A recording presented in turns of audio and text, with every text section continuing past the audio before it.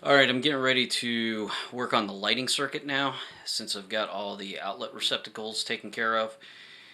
So I need to change out this box. So we need to convert this box from a 2-gang junction box to a 3-gang because I am not only going to be using the existing light switches, because I'm going to need one more to handle the overhead lights that I'm going to install. So I need an extra bank to be able to put a switch there.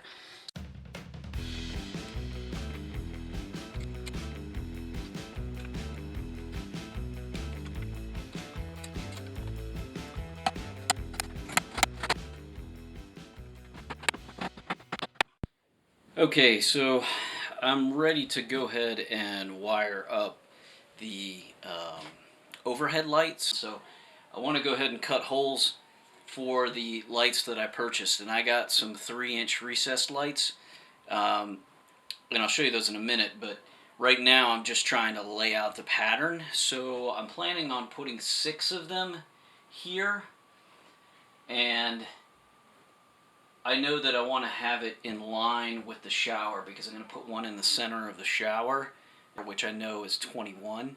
So I need to make a mark over here at 21 inches and make a mark over on this side of the room at 21 inches. And then I can snap a chalk line to go across. Same thing with this side. I want to make a mark at 21 inches here and make another mark at 21 inches overhead here, and then snap a line across there. And then what I'll do is I'll split the difference between these two, a center line here, to put the center, the two that need to go in the middle here.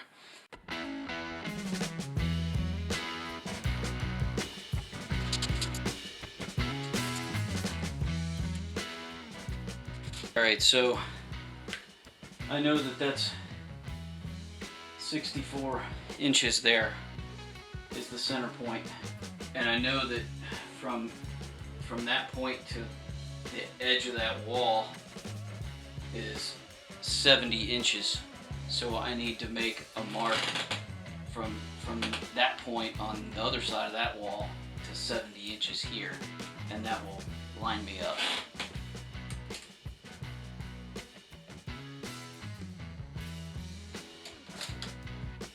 Alright, so to get the final mark that I need for this run right here, I know that I've moved over 22 inches for one, and then I went to 64 inches on the other. So 64 minus 22 is 42 inches over. So we're going 42 inches over from the mark that I made.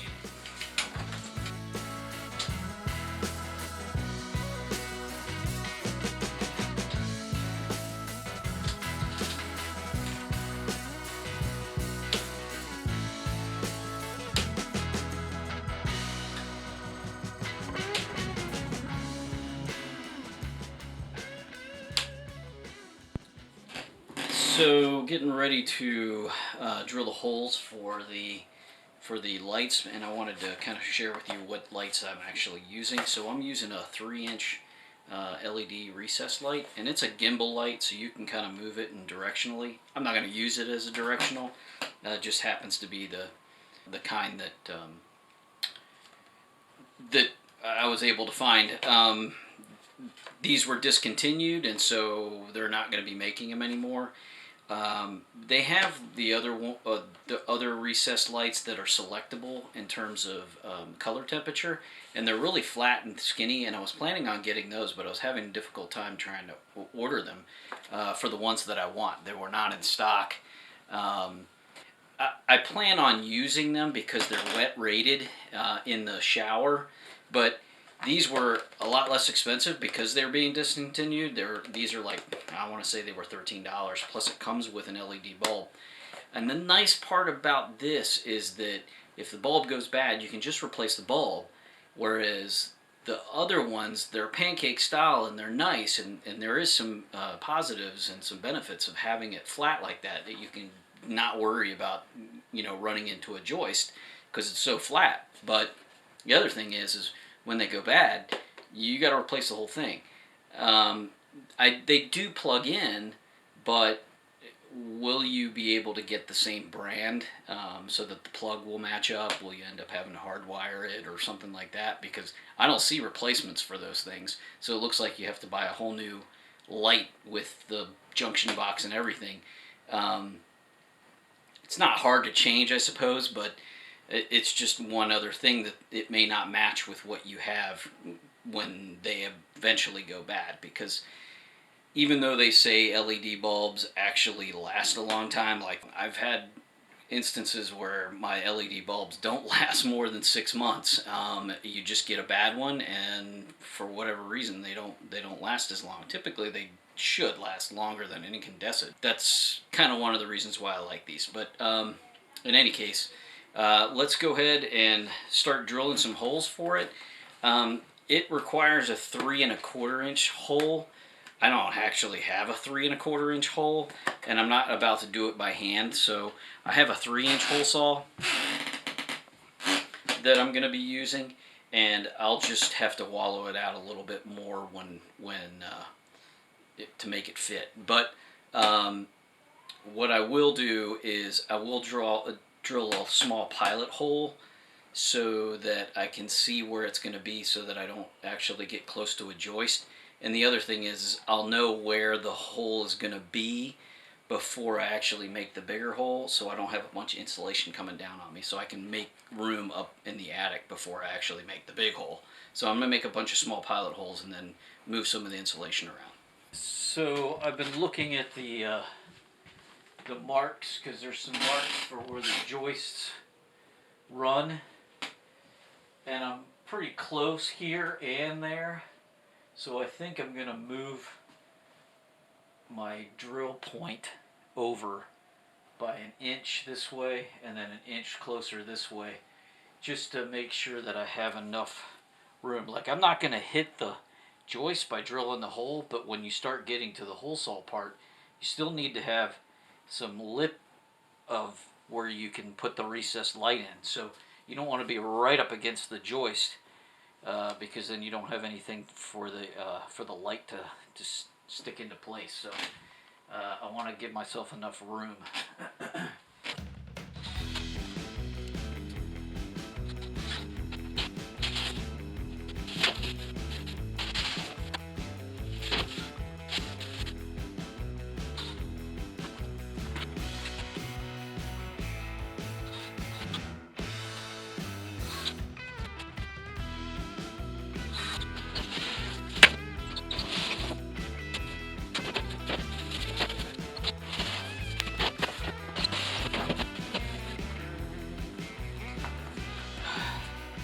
Okay, so I got the holes drilled.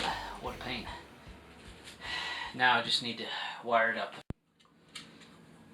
Alright, I'm getting ready to wire these up, but just want to show you this little compartment is where you put your wires. It gives you a knockout for your wire, but rather than just putting it there, to code, this knockout for the wires is there to bring your Romex through, but this is a really sharp edge, so you want to put a clamp on there. Now they have push-on clamps, or they got screw-on clamps. This is a screw-on, so it screws on from the back side. This goes on the outside, and then you screw this into place.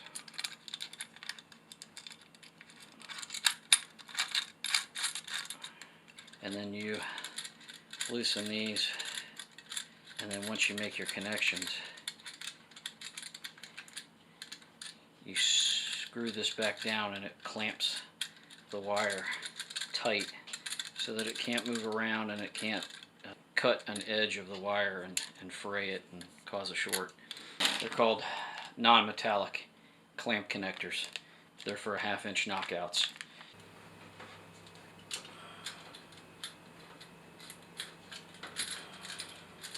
So once you get the wires inside the box, you want to make sure that there's about 1/4 inch to 1/2 inch worth of Romex exposed, so that you know that the sheathing is touching all the sides and not the actual wire itself, just to keep it protected.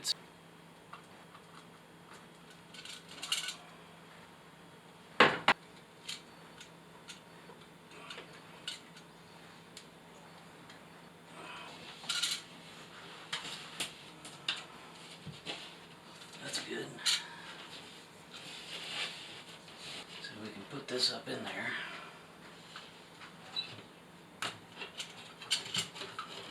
Let's see if it'll fit. That's the key. So this goes in, and then once it goes up in there, then you push those, you push this out, and it locks into place. And that's what clamps it down. Let's see if we can get it to fit first. Oh yeah, that fits good.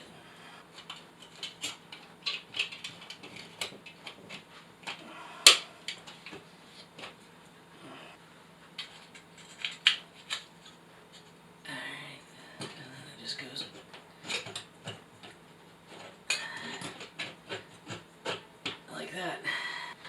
And you just repeat the process 6 more times, or 5 more times. So I'll just keep going at it.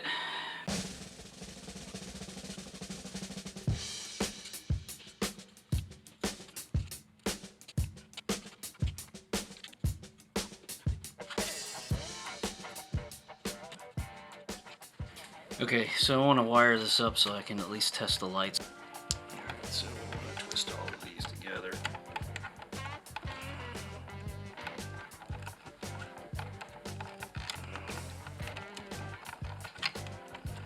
Okay.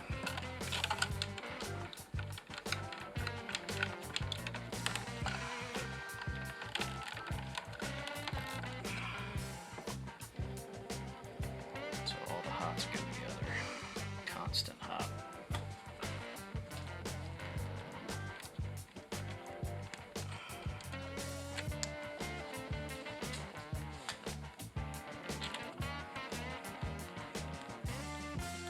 Okay.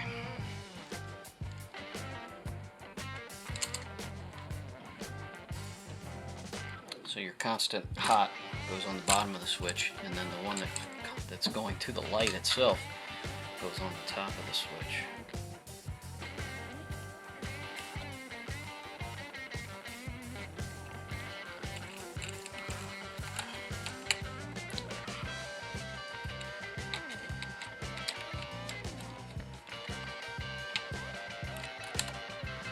It's not beautiful, but it'll get me to where I can use it.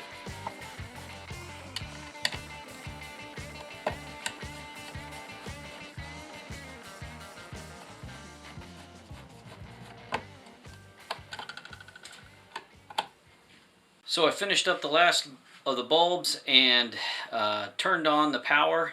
And lo and behold, we have some light. So thank goodness, because I was working in the dark almost on the last one. So a few things to keep in mind as you're laying out recessed lights are that you want to make sure, based on the ones that you select, if you select a 3-inch recessed light or a 4-inch or a 5-inch, 6-inch, whatever have you, typically the spacing between them is about the same distance in feet. So if you have a 3-inch light like I have here, you want to have them about 36 inches apart, so about three feet apart, and so on for 4-inch lights, about 4 foot apart, and 5 foot apart for 5-inch lights.